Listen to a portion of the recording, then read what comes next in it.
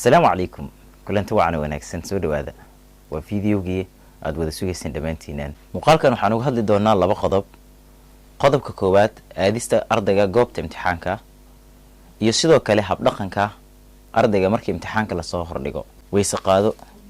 laba rakacadood sunno tuko kadibna duceyso tag goobta imtixaanka waqti hore si aadan uga daahin iska ilaali adigoo gaajeysan inaad imtixaanka aado waayo gaajadu waxay sababaysaa ilowshe waxaad soo akhrisay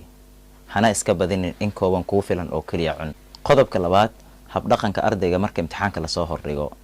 ku bilow bisinka iyo ducada si aad u dareento deganaan hana nixin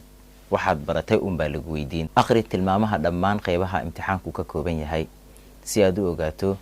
su'aalaha laga shaqeynayo kuwa laga tagay ka jawaab ugu horeyn su'aalaha fudfudud sida sax iyo qaladka goobagiliska iyo kuwa dhexdhexaadka iyo kuwa adag ku qor jawaabtaada far muuqata oo la arki karo tirtirka iska ilaali waayo su'aal ku saxan ayaa macallinku laga yaabaa inuu fahmi waayo sida awgeedna ku dadaal qurxinta fartaada haddaad su'aal jawaab u weysid ha ka tagin iyadoo bannaan ee ku buuxi jawaabta ugu dhow ama waxaad u malaysid ha ka bixin imtixaanka adigoon hubin dhammaan jawaabahaaga iskuna fiiri su'aalaha lagu weydiiyay iyo jawaabaha aad ka bixisay inay isku dheelitiran yihiin ha eegin arday hebel wuu baxay adna bax balse isku day inaad imtixaankaaga dhammaan aad ka wada jawaabto iskana hubisid adigoo ilaalinaya waqtiga